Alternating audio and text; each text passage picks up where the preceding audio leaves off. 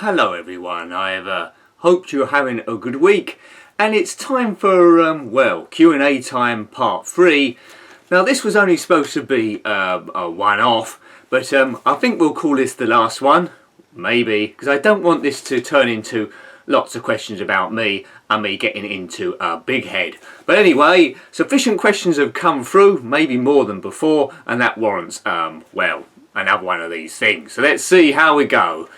I've mixed them about a bit as well because there's a lot of questions from just a few people, but yeah, I've mixed them around to try and keep some sort of pattern.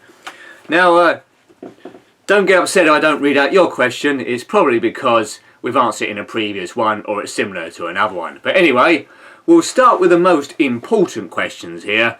Watch, read, play retro. An avid commentator, as many of you are. He says, what's your favourite type of tomato? I haven't got too much knowledge about tomatoes, to be honest. What are there? There's cherry tomatoes, sunblush tomatoes, the red tomato.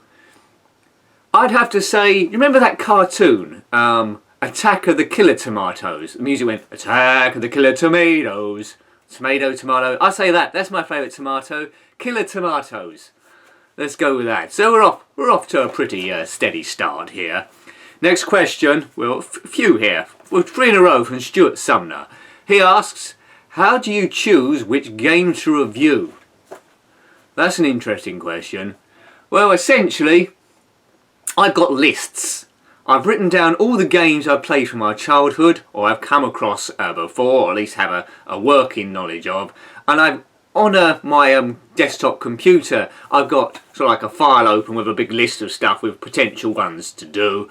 There's a long list of Spectrum ones, longer than the, well, Great Wall of China it seems. There's quite a few Amiga ones left, a few Game Boy Advance, but I'm still working out them. So I try and mix it about a bit, what games I review. If I haven't got much time, I'll probably go for a few reviews of racing games because they're the quickest to do. You just get in the car and drive, and before you know it, you've spoken a load of babble for 10 minutes and you've got it. Other games I have to be vaguely good at. You probably won't know it, but unless I've got vaguely good gameplay or something to show you, I probably won't produce it. So I've got to have at least something. If I don't know anything about the game, I probably won't review it, not without a bit of research. So that's how I decide then. I've got big long lists and I try and put ones together that I think blend okay. Not very scientific, but that's what we do. Always plan ahead. That's my tip for you. Next question that Stuart asks is, do you know how many ZX Spectrum games were released? And do you plan on reviewing them all? Well, I had to look this up. I did roughly know, but I forgot. Apparently there's about 24,000 games released, or over, according to Wikipedia, which is quite a few. Do I intend on reviewing them all? Yeah, why not? If I can live long enough, I don't know how long it'll take me to review 24,000 games. There's homebrews coming out as well now, what with the re-release of Spectrum on different formats. But yeah, why not? 24,000, I'll review them. I bet there's some right dogs in there, isn't there? But I've come across a few of them. But I doubt in all 24,000 there'll be anything to rival the abysmalness of Jack and the Beanstalk. But we won't talk about that any further. Yes, so that was the 3 questions. Next up, Stephen Q NE UK. He asks, from the Amiga early PC age, were you into point and click games? My favourite was Day of the Tentacle. Now I'm aware of Day of the Tentacle, but I never really played it. I might have played it once at some point. But point and click games, yes, that's when, well, as it suggests really, there's it's like an adventure game. You're going through a story and you have to click on things like talk to, open, go around an area, just clicking on basically the screen, and your character walks to it and does that particular action or interacts with a particular character. Now it's a genre I've sort of like neglected on the channel so far because I didn't really play too many of them, though they were great fun. But the ones I did play, as I say, I haven't reviewed this, was The Secret of Monkey Island by LucasArts, I believe, and to a lesser extent Secret Monkey Island 2. They're okay, they're not my favourite genre, but as I say, they are still great fun. You have to donate quite a bit of your time to those. But yeah, Secret Monkey Island, that's when you control some chap who wants to be a pirate. He's trying to track down, I think, LeChuck, I think. It's been a while since I've looked at it. I'll have to have another good look at that. But yeah, I have played them, but not a great deal. Day of the Tentacle, maybe I should have a look at that as well. So thanks, Stephen, that was a very good question. Oh dear, now we have a mother of all questions here. I think I may have already answered this before in a previous one, but this comes up. People get a bit, for want of a better word, arsey about this. But anyway, Jamie Wilkinson, he bundles in, he says, emulation or real thing, which is the best? Well, what he means is, playing retro games, is it best to play it on the original systems, like the Spectrum and Commodore Amiga with the original TV you would have played, the Tube TV, or is emulation better? Yes, the community always seems a bit divided on this, and some people have got really strong views on it, maybe too strong that they end up wanting to kill you, but I think there's room for both. Now, if I was playing on my own, I want a realistic experience as possible. So real gaming is the best, because that was the original equipment. That's fantastic, excellent. But sometimes in the modern day life, you haven't got time to set all these things up. So I think emulation has got a role to play. And eventually, as time goes on, these systems, unfortunately, will become few and far between as they just break down and don't get replaced. Now, in terms of recording, if I was to play on the original equipment and then film it with a camera, the quality would be so low that it wouldn't be good enough, in my opinion, for me. Now, I have seen some channels, they can film the screen and it looks absolutely fantastic. Steve Benway is one, he's got it down to a fine art. It takes a while to get used to it. I've seen some of his very early videos and it's a bit iffy, but like myself, you learn as you go forward, and now he's absolutely brilliant at doing it. I haven't got that skill. I can't film myself on the original equipment because it loses something. So but for recording purposes, I do the emulation. Just so because if it's done badly, reviewing games on the original hardware and filming you on the original hardware, you've got to remember the viewers looking through one screen to get to another screen, so their experience isn't for the original hardware. They're seeing it through a cloudy window. Am I making any sense here? But anyway, there's room for both, that's what I'm trying to say. Have I really answered Jamie's question? Emulation or real thing, which is the best? Well, the real thing's the best, it has to be, doesn't it? But in terms of watching on YouTube, I go with emulation, just because I get the quality better. Phew-ee, that was a big one. Maybe you dodged that, but a lot of feelings about that particular question. Some people poo-poo emulation completely. Don't know why. They're a bit snobby, I guess. But anyway, each to their own, I think. Whatever you find best. As long as it's not illegal. Now, you must have... That's dodgy as well. I mean, all these games I've either owned or played at some stage, so, you know. There we go. Am I safe or the police going to come round? I don't know. Next question, let's move on. By Interghost. He says, He-Man or Thundercats? Tricky. He-Man, you've got all your classic characters. He-Man, Master of the Universe, Skeletor, and the Beastman, and Man-at-Arms. The whole thing was a bit camp. And then you've got Thundercats a bit later with Lion-O, Cheetara, she's quite good on the eye, and the evil Mum-Ra. Interghost, how can I choose between two such fantastic cartoons? We're going to have to go for Thundercats is the best. Thundercats. Oh, yeah, we'll go with that. But ooh, that was a tough one. Lion-O, only because out of Skeletor and Mum-Ra, I prefer Mum-Ra. He's the best. He's got magic powers and all the sorts of stuff. Whew. Oh, here we go. It's getting really technical now. Spiders. What are they all about then? Oh, thanks, Interghost. What are they all about? Well, often confused with insects, as we watch Horace and the Spiders, a Spectrum game, they are arachnids. There's a film, Arachnophobia, not to get confused with Anarachnophobia, which are people who are scared of anoraks. But spiders, what are they all about? I don't know. Apparently it's good to have a house spider because they eat all other insects and stop diseases spreading around, but they didn't do very good with Ebola.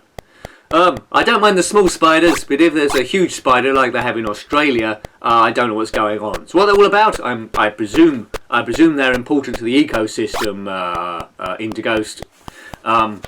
Yes, that's what they're about. They're about crawling around, hiding and eating insects. That's good. I'm sure David Attenborough couldn't come up with anything better than that. Here we go. Kingston LJ. He always asks top questions. He likes posting questions, and thank you, Kingston. He says, what's your favourite arcade game of all time? There's a lot of tricky questions coming in part 3. The first arcade games I actually ever saw was when, as a young kid, when I used to do swimming lessons, I'd come out and I'd see track and field next to asteroids. So those two will always have some fond memories for me. But the first game I sort of like was playing when I first started going down the arcades, I'd imagine in my late teens when you had a bit of pocket change, was Hard Driving. Yeah, I played it on computers like Amiga and the Spectrum as well. It doesn't really compare to that arcade machine. I really should try and set it up on MAME, which I haven't got. But Hard Driving is my favourite arcade game of all time, closely followed by Michael Jackson's Moonwalker. There's others I like as well, Space Harrier, Hot Rod, but you know, Hard Driving, that was great. Wasn't very realistic in terms of graphics, but it's polygons basically, and I had a lot of fun with that. There was Teenage Mutant Ninja Turtles down the arcades as well, which was actually awesome as well. I probably missed out loads, but yeah, if we're going to isolate it, let's go for Hard Driving. Right, now, did you watch Game Master back in the day? I did. It was sort of like presented by Dominic Diamond, wasn't it? And it was always on TV when I got back home. Run from 1992 to 1998, presented by Dominic Diamond, of course, and it was the first UK TV show to be dedicated to gaming and gaming reviews. It was a bit mental. The bit that sticks out in my mind, although I don't remember much of it, at the end, or in some part of it, you'd have Patrick Moore, the astrologer, graphicked up, and it was a big head, wasn't it, of him? And someone would ask a tip on the game and he would give the answer. I think he might have been reading an auto cue. I don't think he played any of these games, Patrick Moore. But it was a classic. Game Master, fantastic. What shows are like that nowadays? I don't think there are any, are there? I don't think so. Good question, Kingston. Excellent. Now we go back to Watch, Read, Play, Retro. He says, have you seen a movie, then gone out to get the soundtrack? The big ones don't count, like Star Wars, Superman, etc. Well, yeah, I'd say I have. That's happened to me quite a lot of times. I've got a few here, actually. Of course, I've got the Star Wars soundtrack and Superman soundtrack, so yeah, you did right to not do those, but I've got a few here. I've got The Fifth Element. I don't know if you can see that there, The Fifth Element. That was good. So, yeah, good soundtrack to that. It's like a Moroccan theme to it, a bit of opera. I'm not sure too many people have this, so I'm not sure how rare that is. But Fifth Element, that's a great film. Yeah, I need to watch that again. The soundtrack's by Eric Serra. From the motion picture. Next up, Train Spotting. Absolute classic of a film. Yeah, awesome. It's got tracks on it from Iggy Pop, Brian Eno, Primal Scream, Sleeper, New Order, Iggy Pop, Blur, and a number of other ones. Pulp as well. A very gritty film, that Train Spotting. I've recently bought it on Blu-ray. It's absolute quality. But watch Train Spotting if you haven't already. That's an absolute classic. So we've got soundtracks I bought: Fifth Element, Train Spotting. I'm not sure this one counts, but you can't beat James Bond, can you? It goes up from, let's see, the first James Bond film called Dr. No, all the way to Tomorrow Never Dies. That was in the Sheryl Crow. Well, Sheryl Crow sung that, was in the Pierce Brosnan era. So all the films after that it doesn't include, because of the year I bought it, which was a way back. It says 1999 here. Was it really that far back? I don't know. None of the Daniel Craig stuff, so maybe I need to get an updated version. And I don't know why I bought the soundtrack to this one. At the time, maybe I was doing a project or something, wanted the music. But anyway, here goes. It's pretty groovy. It's Austin Powers, The Spy Who Shagged Me. Yeah. It's got Madonna on here singing Beautiful Stranger. The Who, they're great. R.E.M., Melanie G, Spice Girl. Yeah, a few others. Green Day, what a band they are. Good stuff. So they're the ones. So yes, I have bought a few soundtracks, but not a great deal for. I expect you just download them now, do you? This is when you had to go in the shop and buy them. So yes, there's a few there. Austin Powers. Why don't they make some more of those films? Probably because he's getting on a bit, maybe. I don't know. Next up, let's try and find another question for you. Let's have a look. Oh, Interghost is back. He says, would you like to see another series of Trapdoor? And do you think they should stick to clay or change it to crappy computer generation? Well, by the wording of that question, Interghost, I believe you're not in favour of crappy computer generation. For those people that do not know, Trapdoor was a claymation or plasticine animated show which ran from 1984 to 86. There was only two series of it. Basically, each show ran for about 2 minutes and concerned a blue character called Burke that was a slave to the bloke upstairs and had to run errands for him with the help of a skull called Boney and a annoying spider called Drut. All the voices were done by Willie Rushton, who sadly is not with us anymore. But would I like to see another series of that? Yes, by Jiminy I would. If I had the time and skill, I'd do it myself. And I wouldn't like to see crappy computer generated or even good computer generated graphics. I'd like to see the proper plasticine. I think that show's got more mileage. Please someone do Trapdoor. And I don't know who would do the voices. Someone that sounds like Willie Rushton. I could practice. If you want to pay me some money, I'd practice and do it. Maybe I can get it. I don't know. It'd take a bit of practice. But yes, answer that is yes, yes, and triple yes. Trapdoor. Check that out if you don't know anything about Trapdoor. That's good. Track that out even more than He-Man and Thundercats. If that was in the question before, He-Man, Thundercats or Trapdoor, we'd definitely go for Trapdoor. Okay, Kingston. It's all like choices in these questions. Either or. Here we go. Which do you prefer, Simpsons or Futurama? I like them both. Let's go for Simpsons.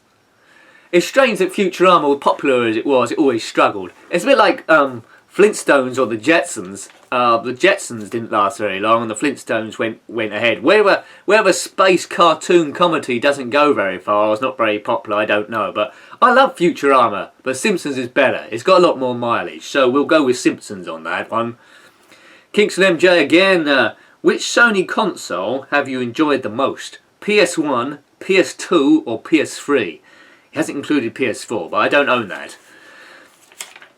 That's hard to say as well. I'm into retro more than modern day stuff, so maybe I'd say the PS1. I haven't got too many games for that, but I played a lot. My favourite game on that PS1 is, well, the Need for Speed, a Hot Pursuit 3, followed by Tomb Raider, of course. But I'm enjoying PS3. That's weighted on me really, because I seem to be mainly playing pinball. So far we've reviewed the first season of the Pinball Arcade, which is recreations of modern day tables. Well, we're coming to season 2 soon. PS2, I had a PS2, but that sort of like passed me by. I think I was a bit busy at the time. Played mainly Formula 1 2005 on it, and Star Wars Battlefront.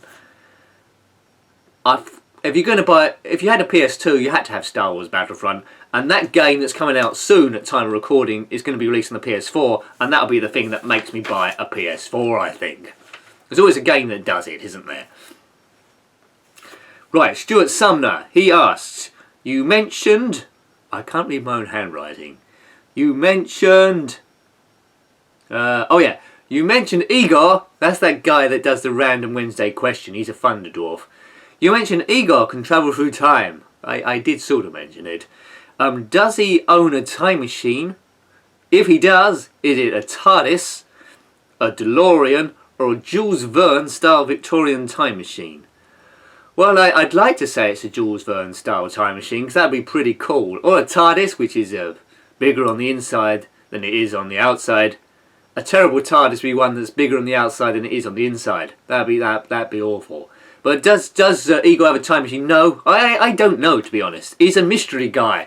He seems to vanish in a vortex of blue fire and then he's gone again, and he might pop up at any other moment. So I don't know. He does it somehow. Something to do with manipulating space-time with your own power of your mind. Try it, give it a go. You might end up somewhere. I don't know. I don't know the answer. And sort of like related to that, Indighost asked, is time travel possible? And what would happen if you went back in time? Would it change anything in the current time? Well, apparently people have already gone back in time a few times and changed it completely. For example, you were a multi-millionaire living on your own tropical island, and a few people went back yesterday and did a few things, stole your shoes, and now you're where you are at the moment. So what do you got to say about that? I think people are doing it all the time. You might wake up tomorrow a billionaire on that island again, I don't know. But is it possible? Probably. Igor does it. It's all to do with black holes, isn't it? If you can travel through an area of really compressed space, then you can travel through time. I don't know if you've seen the film Interstellar, where there's a planet or a moon that's near a black hole, and they go down to investigate, and every hour they're there takes 7 years in normal time. I tried to use that as an excuse to be back from lunch at work, and it didn't wash very well. Sorry I'm 7 years late, but black hole and stuff, no, they didn't pay me, so... Probably possible. And once again, we've saved the most trickiest question till last, posed by Kingston MJ. He says, what's your favourite... Actually, I will say to Jamie Wilkinson, I would have answered more of your questions here. I think I may have missed you out. Sorry about that. You asked me where I live, not the precise location. You sound like one of the southerners I was warned about as a child or something. Yes, I do live down the south of England, yes. Well, I'm not going to say precisely where. Other questions, are you married and all this sort of business, I can't answer. I can't answer those.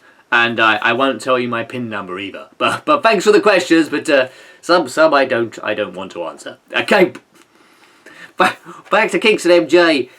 What's your favourite Michael Jackson song? What? Ow! That's the most difficult question of them all. How can I answer that? His career spanned 40 years. There's the Jackson 5 and half a dozen albums, and I'll just mention a few here. I mean, Shake Your Body Down to the Ground, Blame It on the Boogie, Scream, Invincible, Thriller. There's loads. Beat It, Billie Jean. I could go on forever. I can't isolate which is my favourite one of all time. Even Slave to the Rhythm, which was put together after he died somehow. What I'll do, I'll flip this question around. I'll say, what's my worst Michael Jackson song? That's harder. Right, now I've changed the question to my own liking and make it easier for myself. He had 2 collaborations with Paul McCartney from Beatles fame. One of these is my worst, least favourite song by him. The first one, this is a good song. It was Say, Say, Say. YouTube, that one. Not many people would have heard of it, I don't think. Say, Say, Say, Paul McCartney and Michael Jackson. That's great. I like that. That's good. That's pretty funky. The Girl Is Mine on the Thriller album. I'm not a fan of that one. Paul McCartney, Beatles fame, Michael Jackson, awesome. 2 get together and somehow they come up with The Girl Is Mine, and there's one line in it saying the doggone girl is mine. But that's one blip on an amazing, fantastic career. Guy was an absolute genius. Some people will hate him for some reason, but not me. So that was Q&A, part 3 of what was supposed to be just one part there. So thanks for watching as always.